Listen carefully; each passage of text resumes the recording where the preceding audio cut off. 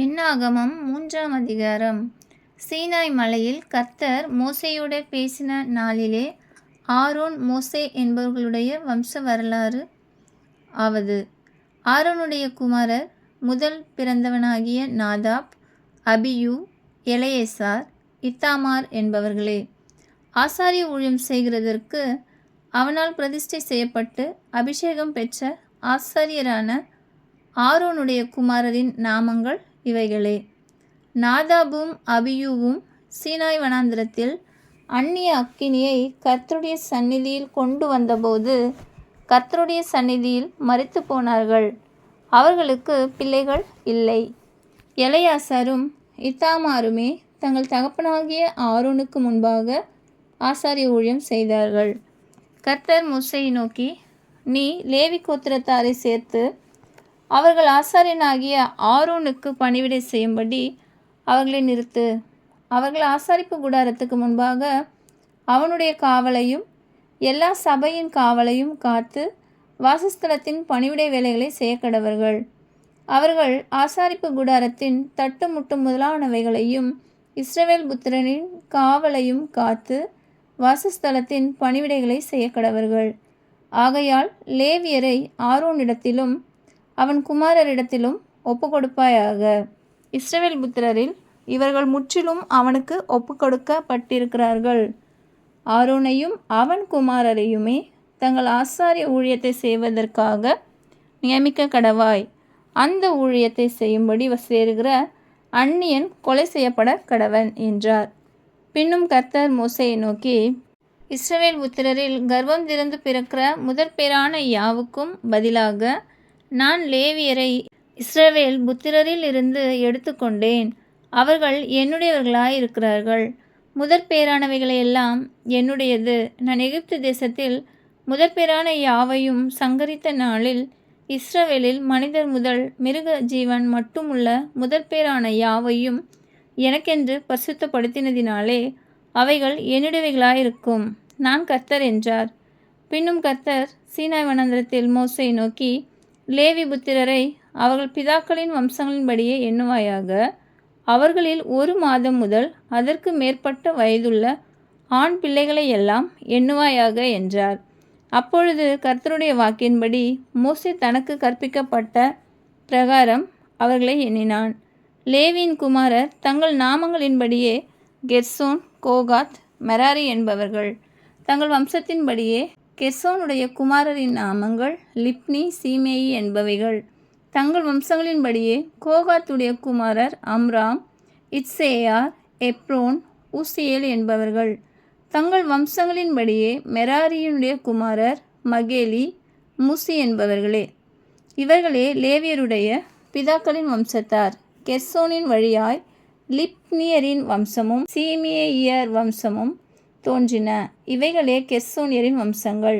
அவர்களில் 1 மாதம் முதல் அதற்கு மேற்பட்ட வயதுள்ள ஆண் பிள்ளைகள் எல்லாம் எண்ணப்பட்ட போது எண்ணப்பட்டவர்கள் 7500 பேராயிருந்தார்கள். கெர்சோனியருடைய வம்சங்கள் வாசஸ்தலத்தின் பின்புறத்தில் மேற்கே பாளையம் இறங்க வேண்டும். கெர்சோனியருடைய தகப்பன் வம்சத்துக்கு தலைவன் லாயேலின் குமாரனாகிய எலியாசாப் என்பவன். ஆசாரிப்பு கூடாரத்திலே கெர்சோன் புத்திரரின் காவலாவது வாசஸ்தலமும் கூடாரமும் அதன் மூடியும் ஆசாரிப்பு கூடார வாசல் மறைவும் வாசஸ்தல தண்டையிலும் பலிபீடத் தண்டையிலும் சுற்றிலும் இருக்கிற பிரகாரத்தின் தொங்கு திரைகளும் பிரகார வாசல் மூடு திரையும் அவைகளின் வேலைகளுக்கெல்லாம் உரிய அவைகளின் கயிறுகளுமே. கோகாத்தின் வழியாய் அம்ராமியரின் வம்சமும் இத்சேயாரின் வம்சமும் எப்ரோனியரின் வம்சமும் ஊசியலரின் வம்சமும் தோன்றின. இவைகளே கோகாத்தியரின் வம்சங்கள். 1 மாதம் முதல் அதற்கு மேற்பட்ட வயதுள்ள ஆண் பிள்ளைகள் எல்லாம் எண்ணப்பட்ட போது பரிசுத்த ஸ்தலத்துக்குரியவைகளை காப்பவர்கள் 8600 பேராயிருந்தார்கள். கோகாத் புத்திரரின் வம்சங்கள் வாசஸ்தலத்தின் தென்புறமான பக்கத்திலே பாளையம் இறங்க வேண்டும். அவர்களின் தலைவன் ஊசியலின் குமாரனாகிய எல்சாபான். அவர்களுடைய காவலாவது பெட்டியும் மேஜையும் குத்துவிளக்கும் பீடங்களும் ஆராதனைக்கேற்ற பரிசுத்த ஸ்தலத்தின் பணிமுட்டுகளும் தொங்கு திரையும் அதனுடைய எல்லா வேலைகளுக்கும் ஏற்றவைகளுமே.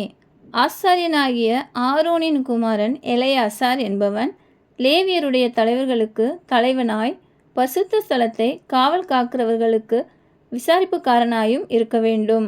மெராரியின் வழியாய் மகேலியரின் வம்சமும் மூசியரின் வம்சமும் தோன்றின. இவைகளே மெராரியின் வம்சங்கள். அவர்களில் 1 மாதம் முதல் அதற்கு மேற்பட்ட வயதுள்ள ஆண் பிள்ளைகளெல்லாம் எண்ணப்பட்டபோது எண்ணப்பட்டவர்கள் 6200 பேராய் இருந்தார்கள். அபியாயேலின் குமாரனாகிய சூரியேல் என்பவன் அவர்களுக்கு தலைவனாயிருந்தான்.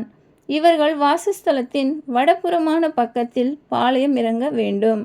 அவர்களுடைய காவல் விசாரிப்பாவது வாசஸ்தலத்தின் பலகைகளும் தாழ்பால்களும் தூண்களும் பாதங்களும் அதனுடைய எல்லா பனிமுட்டுகளும் அதற்கு அடுத்தவைகள் அனைத்தும், சுற்று பிரகாரத்தின் தூண்களும் அவைகளின் பாதங்களும் முளைகளும் கயிறுகளுமே.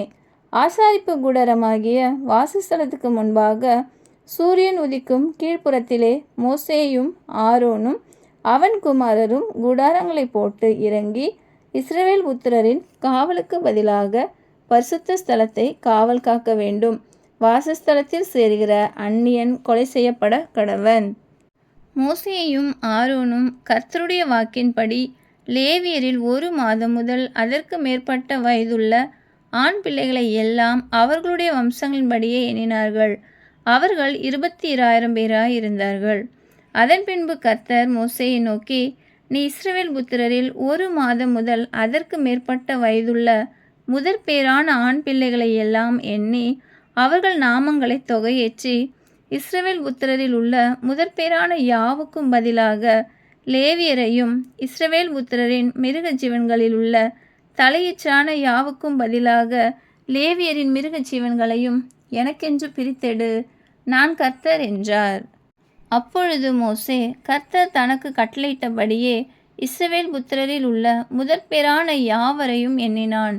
1 மாதம் முதல் அதற்கு மேற்பட்ட வயதுள்ள முதற்பேறான ஆண் பிள்ளைகளை எல்லாரும் பேர் பேராக எண்ணப்பட்டபோது 20273 பேராய் இருந்தார்கள்.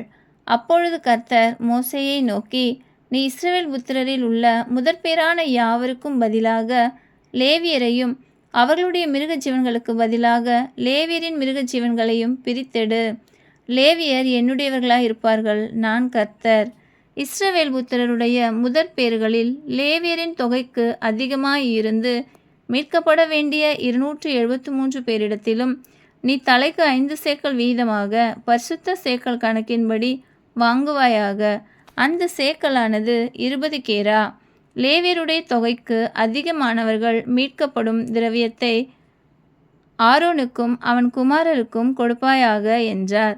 அப்படியே லேவியரால் மீட்கப்பட்டவர்களின் தொகைக்கு அதிகமாய் இருந்து இன்னும் மீட்கப்பட வேண்டியவர்களுக்கு ஈடாக மோசே இஸ்ரவேல் புத்திரருடைய முதற்பேறானவர்களிடத்தில் 1365 சேக்கலாகிய திரவியத்தை பரிசுத்த ஸ்தலத்து சேக்கல் கணக்கின்படி வாங்கி கர்த்தருடைய வாக்கின்படியே மீட்கப்பட்டவர்களின் கிரயத்தை ஆரோனுக்கும் அவன் குமாரருக்கும் கர்த்தர் தனக்கு கட்டளையிட்டபடியே கொடுத்தான். ஆமென்.